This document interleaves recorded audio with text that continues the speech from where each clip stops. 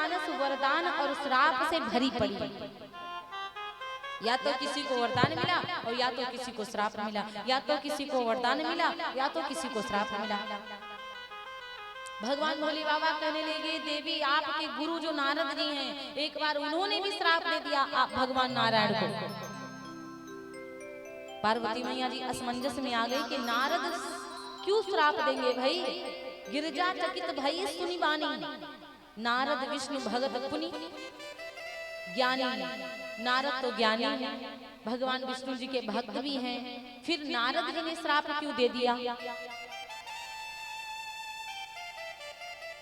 कहा जाता है कि नारद भगवान कहीं भी एक जगह पे ठहर नहीं पाते थे, नारायण नारायण नारायण करते ही रहते थे। एक स्थान पर श्री नारद जी पहुंचे, वो बड़ा सुंदर मनोरम स्थान था। वहां पे भगवान की तपस्या करना प्रारंभ किया, नाम जाप करना प्रारंभ किया। नाम जाप करने लगे भगवान का, तो उनका श्राप जो था वो टूट गया, एक जगह पे नहीं ठहरने का। एक दो पल से ज्यादा नारद जी एक जगह पे नहीं रुक पाते थे। अब की बार बैठ गए तो भगवान नारायण की कृपा हो गई, तो उनका वो श्राप टूट गया और उनकी समाधि लग गई। कामदेव भी तोड़ने के लिए नारद जी की समाधि को आया, लेकिन कामदेव हार गया। नारद जी के चरणों में गिर गया। कामदेव बोला, प्रभु कामदेव पहले दिखता था, अब दिखता नहीं है। नारद जी के शरण में आकर के बोला कि प्रभु मैं आपसे हार गया, आपने मुझे जीता है, आपने क्रोध को भी जीता है, इसलिए आप नारद जी बहुत बड़े हो। अब नारद जी को अभिमान आ गया, नारद जी घमंडी हो गए। नारद जी को लगा कि अब तो हमसे ज्यादा कोई बड़ा नहीं है। भगवान भोले बाबा जी के पास में नारद जी पहुंचे, और जब भोले बाबा जी के पास में पहुंचे नारद जी महाराज, तो भोले बाबा से कहने लगे कि बाबा आपने सुना नहीं कि मैं क्या कर रहा था। आज भोलेनाथ जी बड़े प्रसन्न थे। भोले बाबा जी विचार कर रहे थे कि नारद जी आ रहे हैं, कथा करेंगे राम जी की। और जब नारद जी महाराज आए तो राम जी की कथा नहीं कर रहे थे, नारद जी महाराज काम की कथा कर रहे थे। भोले बाबा ने पूछा, भाई आप कहाँ गए थे। नारद जी बड़े दिनों बाद दिखाई पड़े। नारद जी ने कहा, सुना नहीं आपने भोले बाबा, मैं तपस्या कर रहा था, मैं कामदेव को जीत करके आया हूँ। भोलेनाथ जी ने माथा को पकड़ लिया। माथा को पकड़कर भोले बाबा जी बोले कि देखो आप ये काम कथा हमसे कहे तो कहे, लेकिन ये काम कथा आप भगवान नारायण के पास मत कहिएगा।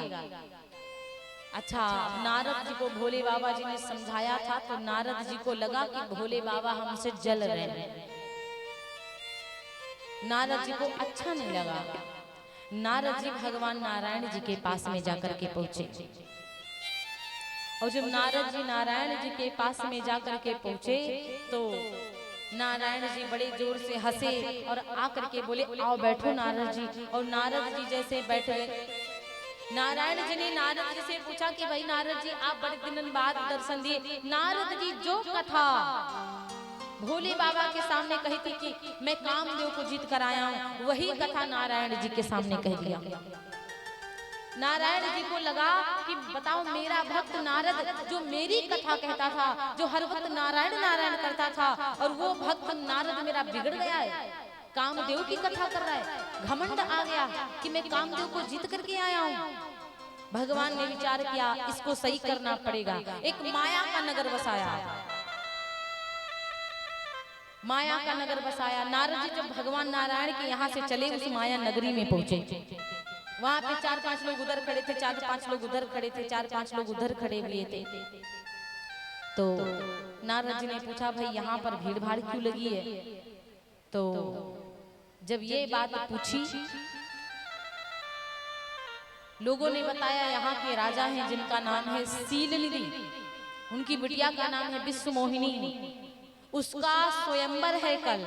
और विश्व मोहिनी का मतलब संसार में सबसे सुंदर, उसका स्वयंवर है कल। और इतना सोच करके नारद जी विचार किए, मैं तो सुंदर नहीं हूँ, तो एक काम करूं, भगवान नारायण से सुंदरता मांग लूं जाकर के। अब नारद जी भगवान नारायण जी के पास में पहुंचे और भगवान नारायण जी से कहने लगे, बोली व्यास भगवान की जय हो, कि आपन रूप देहु प्रभु मोहि,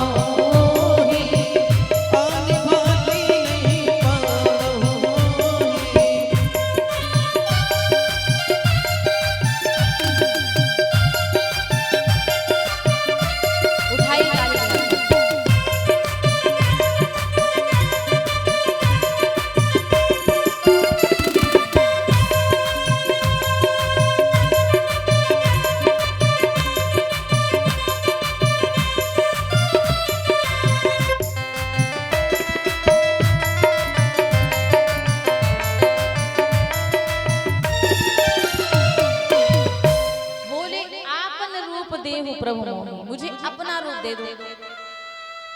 भगवान से कहने लगे अपना रूप दे दो। भगवान बोले अच्छा, और तुरंत नारद जी वहां से चल दिए। और इतना कहकर जैसे नारद जी चले तो चलते चलते भगवान से एक बात और बोले, जेहि विधिनाथ होय हित मोरा, करहु सुबेगी दास मैं तोरा। हे भगवान, जिस प्रकार मेरा हित होगा वही करना। भगवान नारायण जी ने कहा हित नहीं करूंगा, परम हित कर दूंगा। जेहि विधि हुई है परम हित, नारद सुनहु तुम्हार, सोई हम करब नयान कछु, वचन नम्र हमारो। जिस प्रकार से हित नहीं परम हित होगा वो करूंगा मैं। नारद जी को बाबा भगवान ने अपना रूप नहीं दिया, नारद जी को बंदर का रूप दे दिया। और जैसे नारद जी को बंदर बनाया, नारद जी जाकर के पहुंचे जहां पर स्वयंवर रचा था, कन्या के आगे बैठ गए। कन्या ने नारद जी को देखा, तुरंत रास्ता बदल दे।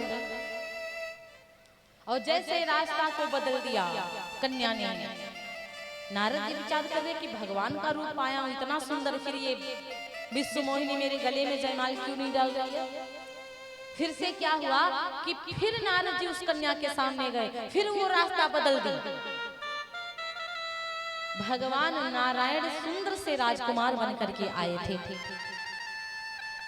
और जैसे सुंदर राजकुमार बनकर आए थे, बीच सभा में नारायण जी बैठ गए। और वो विश्व मोहिनी बार बार नारद जी का रास्ता छोड़ दे रहे हैं, क्योंकि नारद जी संत हैं और वो माया है। और माया संत के समक्ष रुक नहीं पाती। और दूसरा कारण ये था कि नारद जी बंदर बने घूम रहे थे, इसलिए वो रास्ता बदल रहे थे। भगवान नारायण ने सोचा ऐसे कल्याण नहीं होगा इनका। नारायण जी ने क्या किया, बीच में राजकुमार राजकुमार बनकर बैठ गए। विश्व मोहिनी जाकर के भगवान नारायण के ही गले में जयमाल डाल देती है। और जैसे नारायण जी के गले में जयमाल को डाल दिया कि दुल्हनी लई गई लक्ष्मी वासा,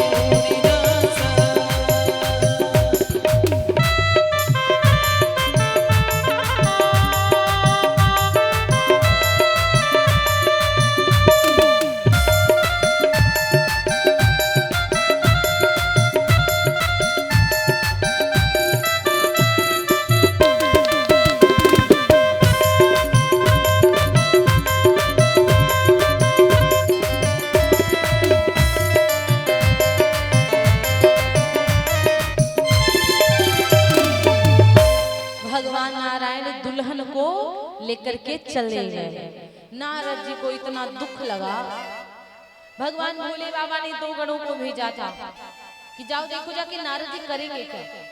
दोनों गणों ने बताया बाबा आपका रूप बंदर का बनाना, थोड़ा सा अपना रूप तो सही कर लो। उन दोनों लोगों को श्राप दे दिया, तुम मेरी हंसी कर रहे हो, जाओ तुमको मैं श्राप देता हूँ, तुम राक्षस हो जाओ। वो दोनों ही रावण और कुंभकर्ण बन करके आए। भगवान को श्राप दे दिया कि जाओ आपने मुझे नारी के लिए रुलाया है, बंदर बनाया है, मैं आपको श्राप देता हूँ कि आप भी एक नारी के लिए रोओगे और आपकी सहायता बंदर ही करेंगे।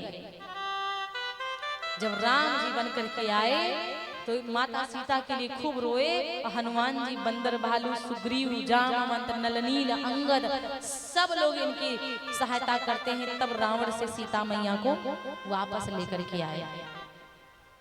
इस प्रकार से महाराज कहा जाता है। भोले बाबा बोले हे पार्वती, यहाँ क्या हुआ कि दशरथ जी के यहाँ कोई भी पुत्र नहीं था।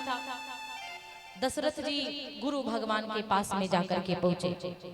जब दशरथ जी के पास में कोई बेटा नहीं था तो अपने गुरु भगवान जी के पास में जाकर के पहुंचे। और ये दशरथ जी मनुष्य स्वयंभू हैं, शत्रुपा मनुष्य स्वयंभू बड़े तपस्या किए थे। भगवान नारायण प्रकट हो गए थे। भगवान नारायण से वरदान में मांगा था कि प्रभु यदि आप मुझसे प्रसन्न हैं, यदि मुझे कोई वरदान देना चाहते हो तो आप कृपा करके मेरे बेटा बन करके आओ। तो भगवान ने कहा था ठीक है, मैं आपके यहाँ आपका पुत्र बन करके आऊंगा। लेकिन अब वही मनुष्य स्वयंभू राजा दशरथ और कौशल्या जी बन करके आए। और जब राजा दशरथ जी कौशल्या बन करके आए तो कहा जाता है कि महाराज अभी तक के राजा दशरथ को पुत्र प्राप्ति नहीं थी। और जब राजा दशरथ जी को पुत्र की प्राप्ति नहीं हुई थी तो राजा दशरथ जी बड़े उदास हो गए। और श्री राजा दशरथ जी महाराज अपने गुरु जी के पास में जाकर के पहुंचे। और जब अपने गुरु भगवान के पास में जाकर के पहुंचे कि एक बार भूपति मन माहे,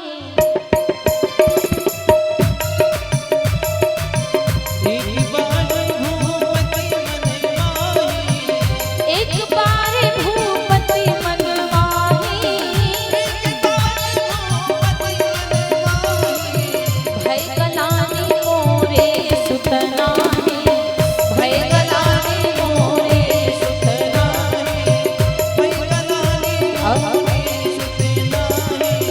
गुरु ग्रह गए तुरंत महिपाला, गुरु ग्रह गए तुरंत महिपाला, गुरु ग्रह गए तुरंत महिपाला, चरण लागे करी विनय विशाला, चरण लागे करी विनय विशाला।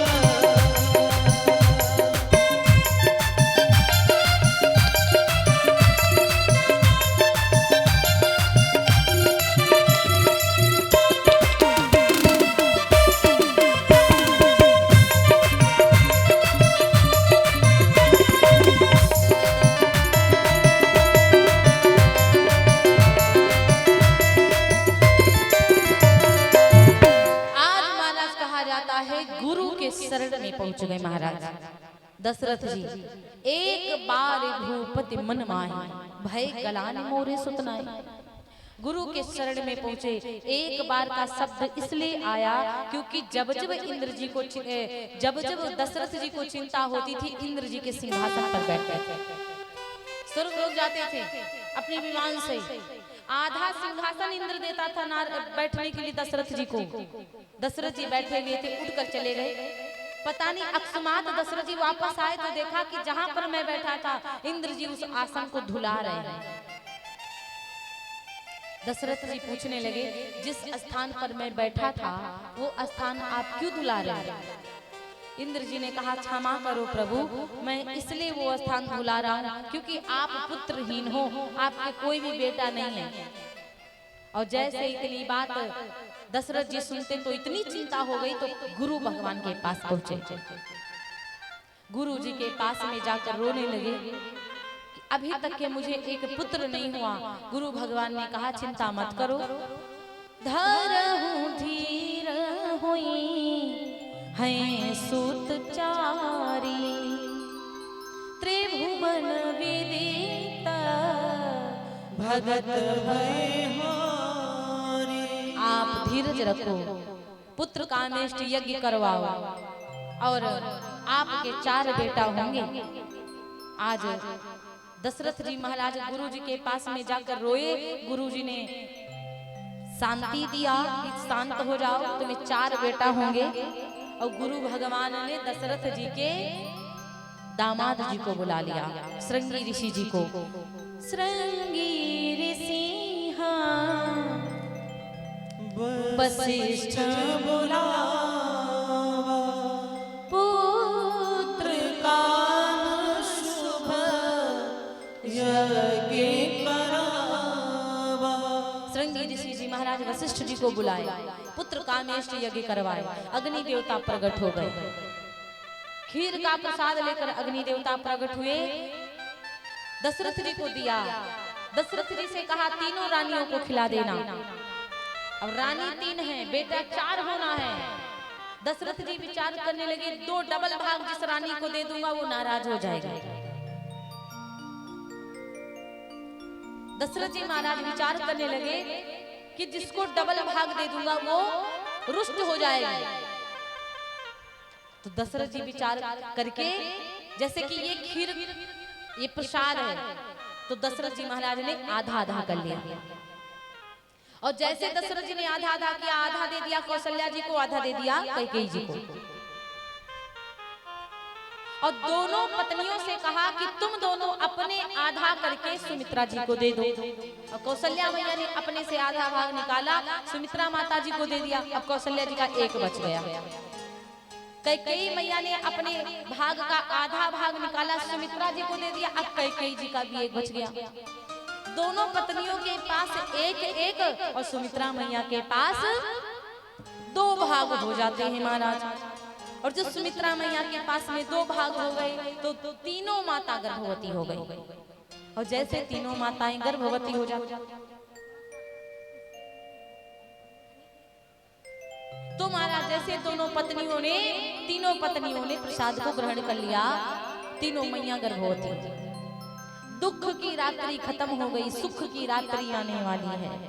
सारे संत ऋषि विंध्याचल हिमांचल की गुफाओं में जो तपस्या कर रहे थे, सब लोग अयोध्या को आए, सरयू जी में डुबकी लगाने लगे, सरयू जी में स्नान करने लगे महाराज। धीरे धीरे 9वां महीना लग गया, देवता आने लगे, रूप बदल बदल करके माताओं के दर्शन पाने के लिए। और कहा जाता है त्रेता युग चैत्र शुक्ल 9वीं के दिवस सूर्य उदय हो रहा था पूरब की तरफ।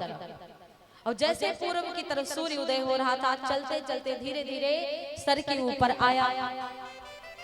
9 महीना व्यतीत हो गए। और जैसे 9 महीना व्यतीत हुए, भगवान का प्रादुर्भाव होने वाला है। और कौन सा दिन है कि 9वीं तिथि मधुमास पुनीता, 9वीं तिथि मधुमास पुनीता, 9वीं तिथि मधुमास पुनीता, 9वीं तिथि मधुमास पुनीता, 9वीं तिथि मधुमास पुनीता, 9वीं तिथि मधुमास पुनीता, शुक्ल पक्ष अभिजित हरि प्रीता, शुक्ल पक्ष अभिजित हरि प्रीता। 9वीं त्रेता युग चैत्र शुक्ल 9वीं के दिवस, आज दिन के 12 बजे भगवान सूर्य नारायण चलते चलते खोपड़ी के ऊपर आए। और जैसे दिन के 12 बजे कौशल्या मैया के धाम में, कौशल्या मैया के धाम में भगवान का प्रादुर्भाव हुआ। मध्य दिवस अति शीत नघा, मध्य दिवस अति शीत नघा, मध्य दिवस अति शीत नघा, मध्य दिवस अति शीत नघा, पावन काले लोक विश्राम, पावन काले लोक विश्राम, पावन काले लोक विश्राम।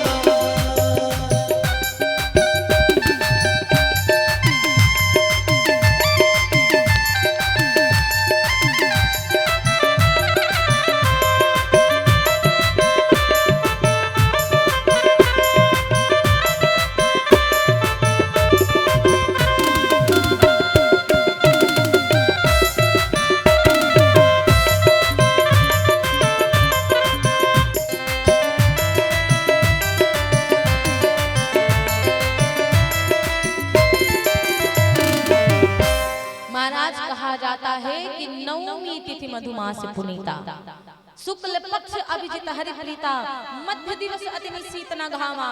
दिन के 12 बजे थे और जैसे दिन के 12 बजे थे भगवान श्री राम जी का प्रादुर्भाव हुआ। श्री राम जी का जन्मोत्सव प्रकट हुए। भगवान जन्मने लिए प्रकट हो जाते हैं चतुर्भुजी रूप में, 4 हाथ हैं, हाथ में शंख पद्म चक्र है महाराज भगवान विष्णु जी के। सारे देवता का आगमन हुआ, सारे देवता आए, सुर समूह विनती करी, पहुँचे निज निज धाम, जग निवास प्रभु प्रगटे, अखिल लोक विश्राम।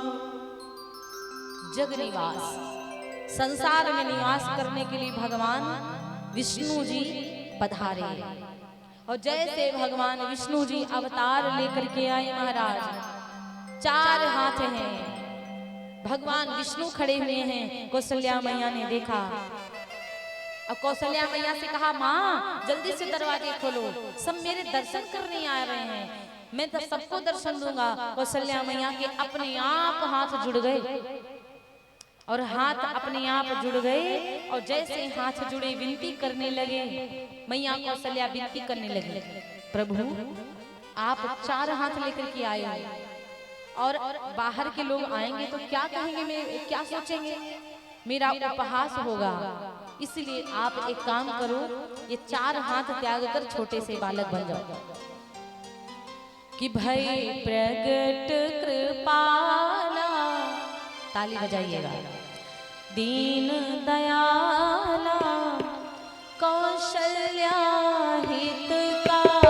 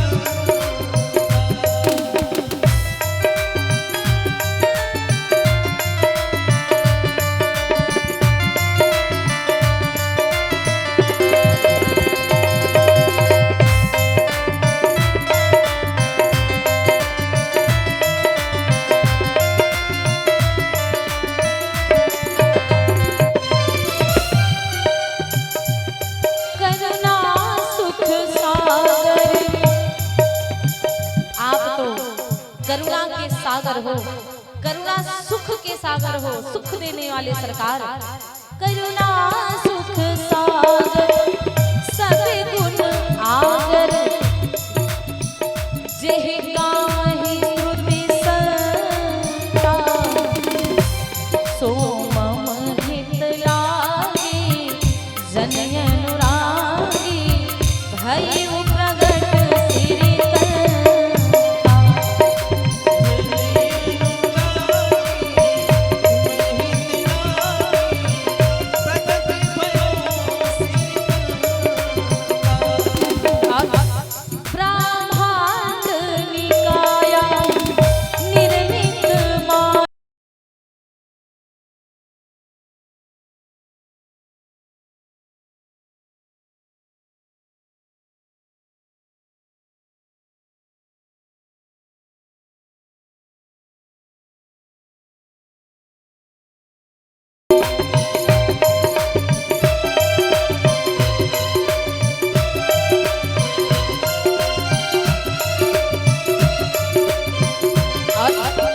भगवान ने कहा माँ मैं तो आपको चतुर्भुजी रूप में दर्शन दे रहा हूँ, आप बिल्कुल भी परेशान मत होइए माँ। उपजा जब ज्ञाना प्रभु मुस्काना, चरित बहुत विधि कीन्ह चहै, कहे कथा सुहाई मातु बुझाई, जिह प्रकार सुत प्रेम लहै।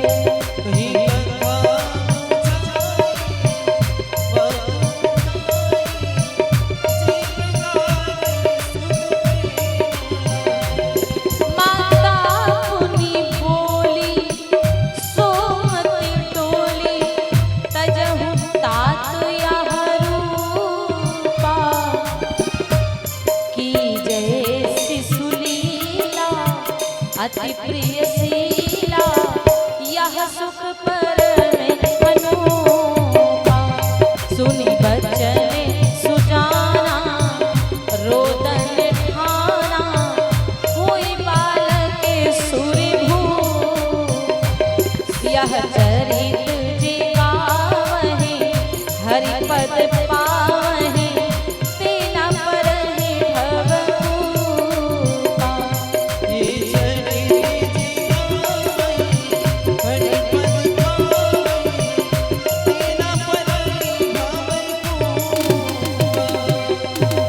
बोले व्यास भगवान की, सवरिया सेठ की। भगवान छोटे से बालक बन गए, और जब भगवान छोटे से बालक बने, विप्रधेनु सुर संत हित लीन मनुज अवतार, निज इच्छा निर्मित तनु माया गुण गोपार। विप्र संतों के हित के लिए भगवान, गैया माता के हित के लिए भगवान पृथ्वी पर अवतार लेकर के आए। राजा